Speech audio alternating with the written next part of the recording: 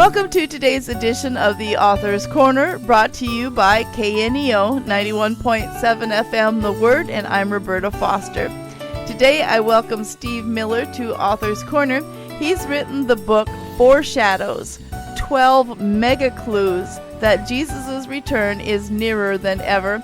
It's published by Harvest Prophecy, and he'll tell you more about how to find the book at the end of the program. Let me tell you a little bit about Steve. He is a longtime editor of Bible Prophecy Resources and the author of several books, including 1 Minute Prayers for Leaders. With his wife, Becky, he is also the co-author of 101 Awesome Bible Puzzles for Kids.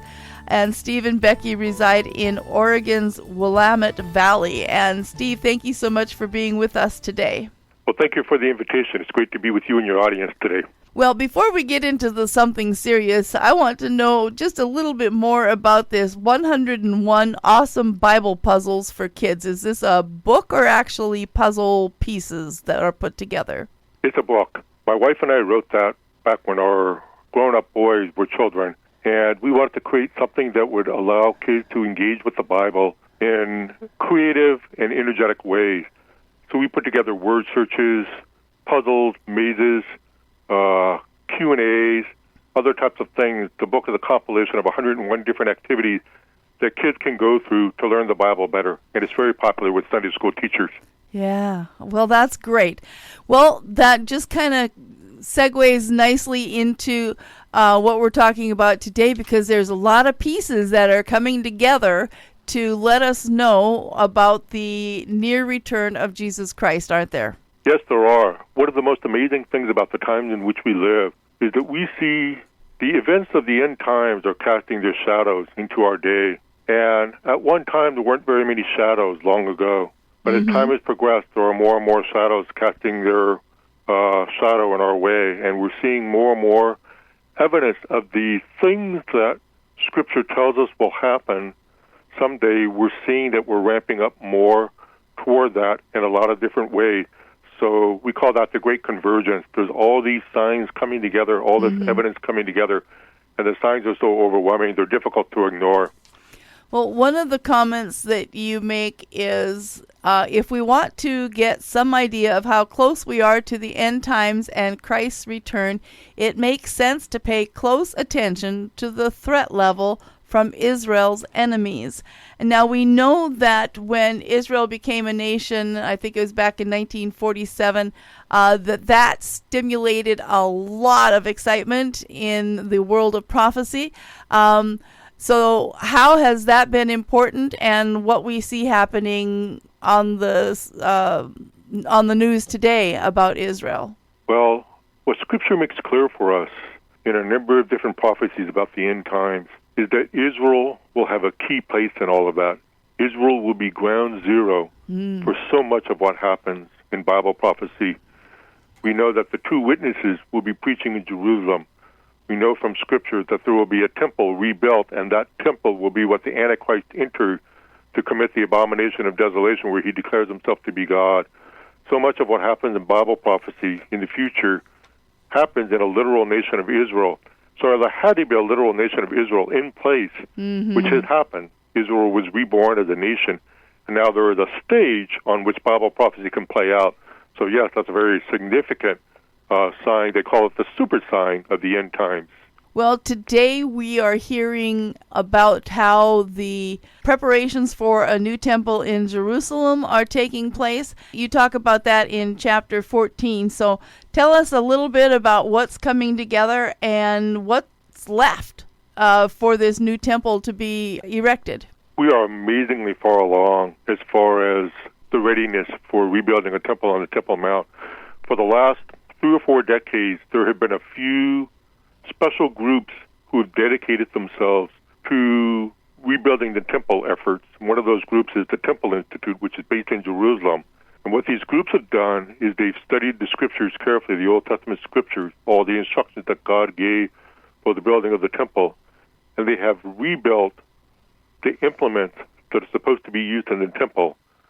The menorah that was used in the temple has been rebuilt as a 6-foot tall menorah in the old city of Jerusalem, just outside the Temple Mount area. The musical instruments that were used in the Temple era, the clothing that the priests wore, there are even priests being trained right now to be ready to serve in the temple when the temple is built. Architectural plans have been drawn up. So virtually everything is done, and one of the few things that remain is there may be some people who are aware of the ashes of the red heifer, which are necessary to purify the temple grounds, purify those who serve in the temple.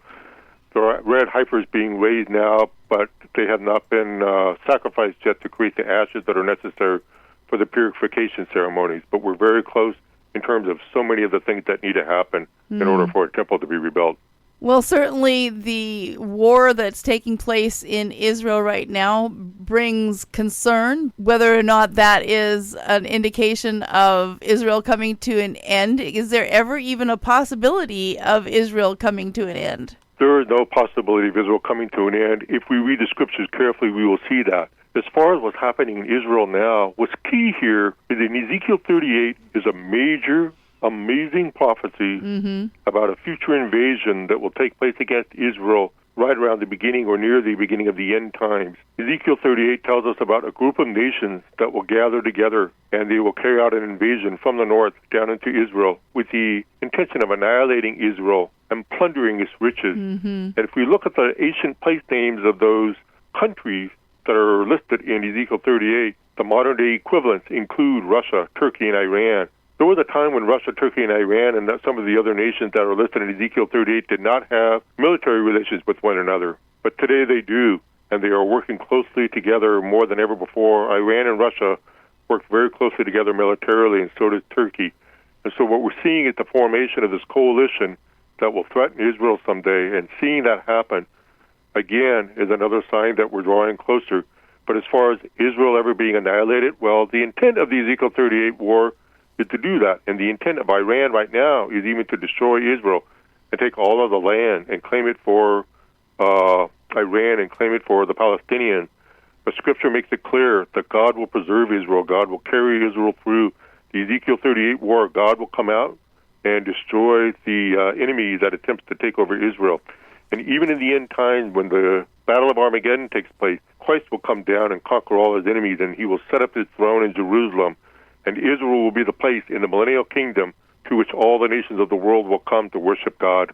Well, today I am talking with Steve Miller regarding his book, Foreshadows, 12 Megaclues that Jesus' return is nearer than ever, and it's published by Harvest Prophecy. You're listening to Author's Corner, and I'm Roberta Foster. So one of the things that you write as a mega clue is this thing called progressive Christianity. So define for us what that is, maybe give us some examples of what it is, and how does this fit into the end times prophecy? In the most basic terms, progressive Christianity teaches that the Bible is not a word inspired by God. It doesn't come directly from God himself. Rather, the Bible is a collection of writings from humans who wrote from their perspective what God was saying, what God was doing, how God was working in the world. So they do not see Scripture as absolutely inspired. They do not see Scripture as an absolute authority in our lives. It's not something that we can be absolutely certain about because it was written by imperfect people through the ages. And so there are more of observations for us to observe. And out of that comes teaching that say things like, Christ isn't the only path to heaven. We do not have to take the resurrection literally. And there is also a diminished emphasis on sin. There is more of an emphasis on God's love for us and his willingness to overlook sin in our lives.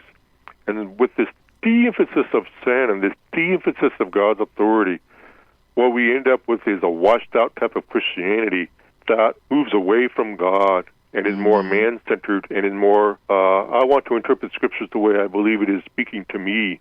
And when we do that, we remove God's authority from the picture, remove his divine truth from the picture. It becomes more of a human-centered truth.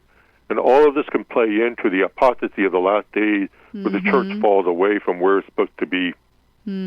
With just a few more minutes left, why do you say that our lives as Christians will become more difficult as we reach closer to the end times? One good way of thinking of that is that in Matthew chapter 24, Jesus warned that as the days approach when he will return, it will be as in the days of Noah. Okay.